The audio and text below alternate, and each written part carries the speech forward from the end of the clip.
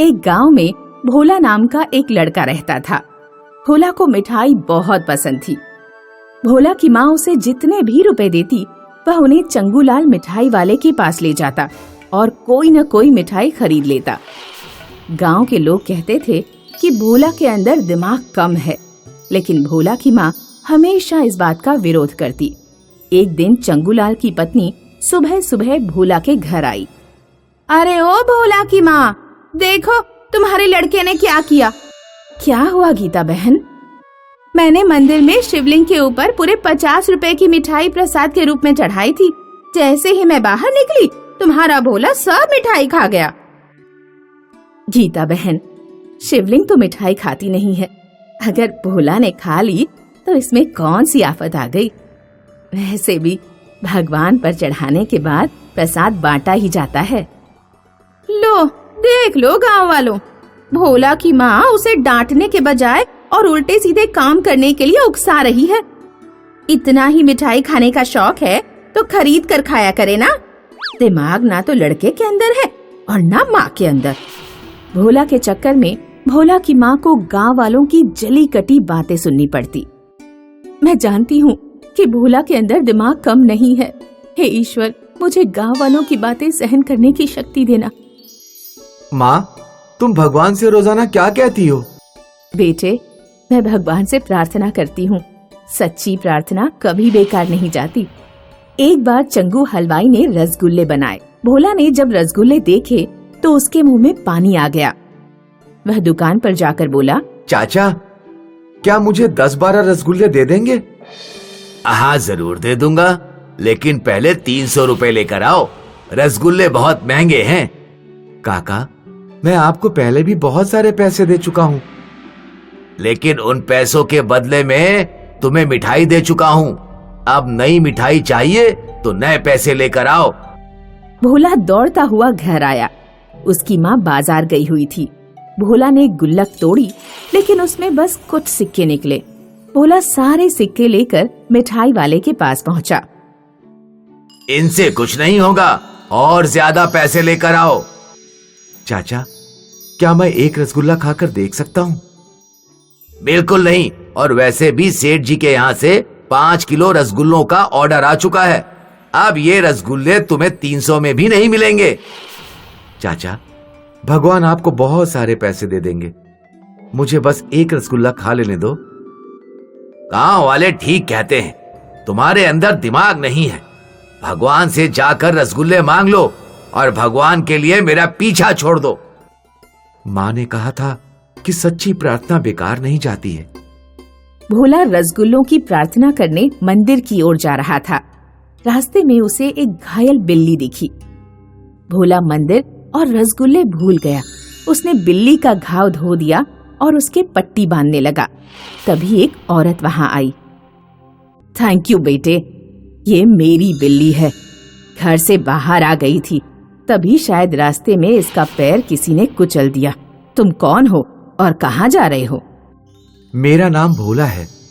मैं मंदिर में रसगुल्लों की प्रार्थना करने जा रहा हूँ। मेरी माँ कहती है कि सच्चे मन से प्रार्थना करो तो मुराद पूरी होती है। तुम्हारी माँ ठीक कहती है। औरत भोला के हाथों को अपने आंखों पर लगाती है और अपनी बिल्ली लेकर चली जाती है। भोला उस दिन जब घर लौटा तो उसने देखा कि उसके आंगन में रसगुल्लों की बारिश हो रही है।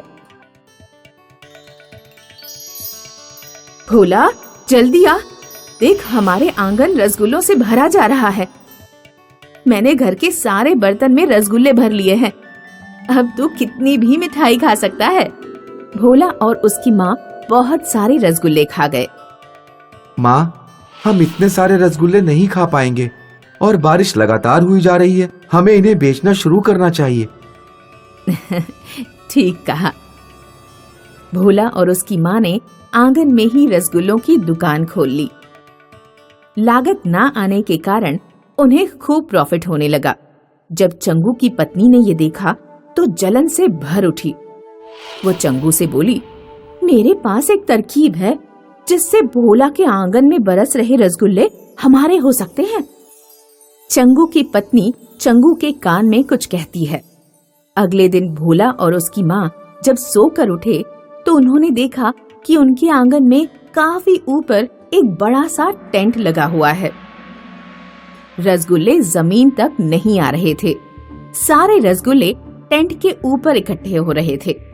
चंदूलाल टेंट से सारे रसगुल्ले उतारकर अपनी दुकान पर ले जा रहा था। ये तुम क्या कर रहे हो? ये टेंट तुमने किससे पूछकर लगाया? आंगन तुम्हारा है, लेकिन उसके ऊपर का आकाश तुम्हारा थोड़ी ही ना है। उस पर तो सबका अधिकार है। मैंने ये टेंट मुखिया जी से पूछ कर लगाया है। भोला की माँ मुखिया जी के पास गई, लेकिन मुखिया जी ने उसकी बात नहीं सुनी, क्योंकि चंगू ने मुखिया को पहले ही पैसे दे दिए थे। भोला का धंधा ठप हो गया और चंगू फ्री के रसगुल्लों से खूब कमाई करने लगा। भोला दुखी होकर जादूगरनी को ढूंढने लगा। उसने जादूगरनी को सारी बात बताई। जादूगरनी ने भोला के कान में कुछ कहा। अगले दिन जब गांव के लोग सोकर उठे तो गांव के हर आंगन के ऊपर एक टेंट था और टेंट में आग लगी हुई थी। पूरे गांव में हाहाकार मच गया। हाय राम, ये किसने किया है? गर्मी और धुएं से मरे जा रहे हैं। ये मैंने क्या किया है? अगर आंगन के ऊपर के आकाश पर आंगन में रहने वाले लोगों का हक नहीं है तो मैं जो चाहूं वो करूं। तुमने हमारे आंगन पर टेंट लगाकर रसगुल्ले इकट्ठे किए और मैंने दूसरों के आंगन पर टेंट लगाकर आग लगाई। गांव के लोग चंगूलाल पर क्रोधित हुए और उससे भोला के आंगन पर से टेंट हटाने के लिए दबाव डालने लगे। ऐसे तो हमारा रहना मुश्किल हो जाएगा। आंगन के ऊपर का आकाश उसी आदमी का होगा जिसका आंगन होगा। चंगूलाल को टेंट हटाना पड़ा। रसगुल्लों की बारिश भोला के आंगन में फिर से शुरू हो गई और वह रसगुल्ले बेचकर खुशी खुशी अपना जीवन बिताने लगा। अरे छोटे लाल चपड़ गंजू, ये क्या बूढ़े लोगों की तरह धोती कुर्ता पहने रहते हो? मेरी तरह पैंट शर्ट पहना करो। दुनिया सलमान खान के जमाने में आ गई और तुम अभी तक दिलीप कुमार के जमाने में पड़े हो। हाँ?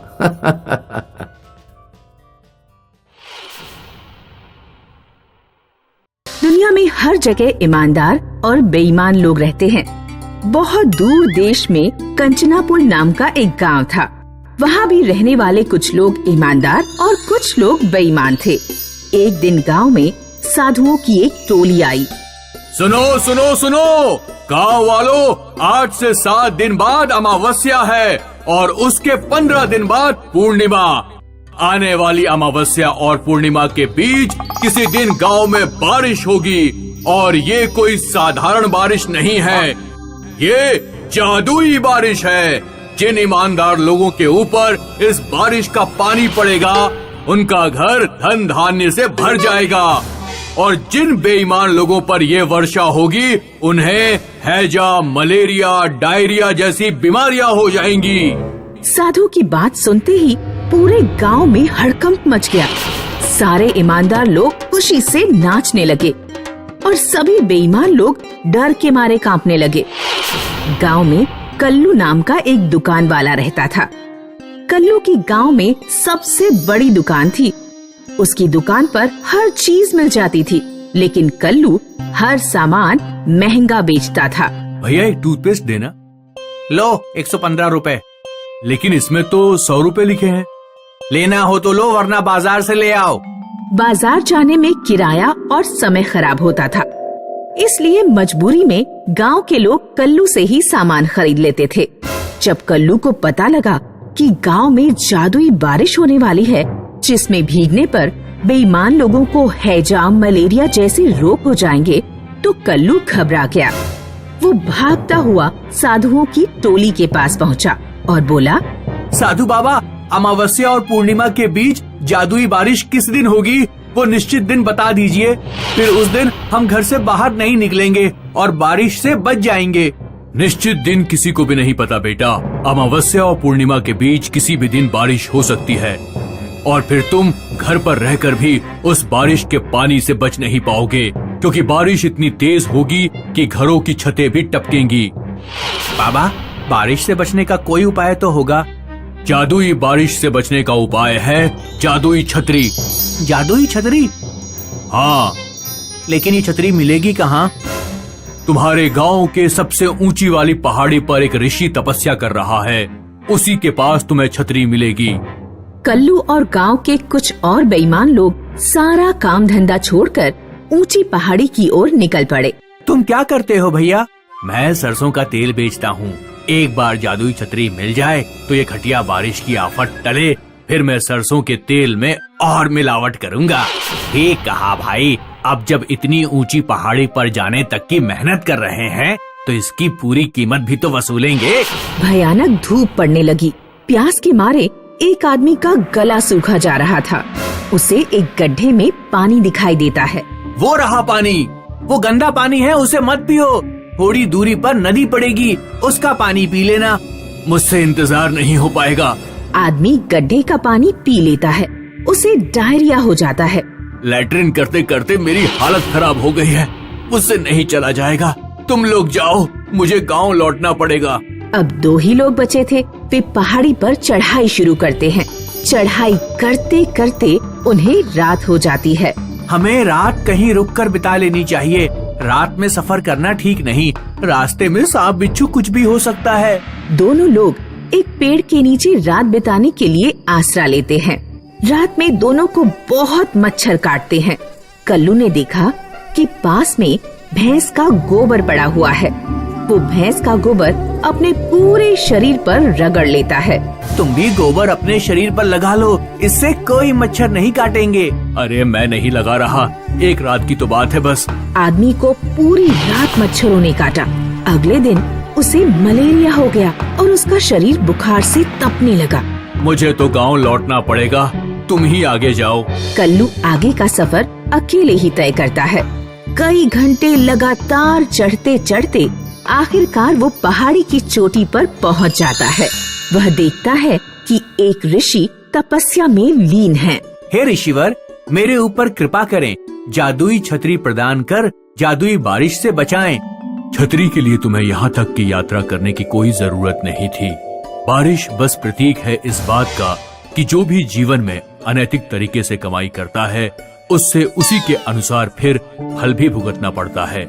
जब भी हम कोई बुरा कर्म करते हैं तो हम अपने अंतर मन की आवाज को अनसुना करते हैं। फिर यही मन हमें समय समय पर बताता रहता है कि हमें अपने बुरे कर्मों का फल मिलेगा।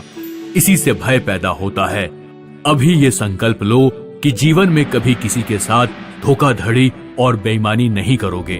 तुम्हारा ये संकल्प ही तुम्हें बारिश से बचाएगा। यही तुम्हारी जादुई छतरी है। तब कल्लू को अपनी भूल समझ में आती है। वह गांव लौटकर नैतिकता पूर्वक ईमानदारी से अपना जीवन बिताने लगता है। और फिर एक दिन गांव में जादुई बारिश होती है। कल्लू उसमें बहुत खुश होकर नहाता है।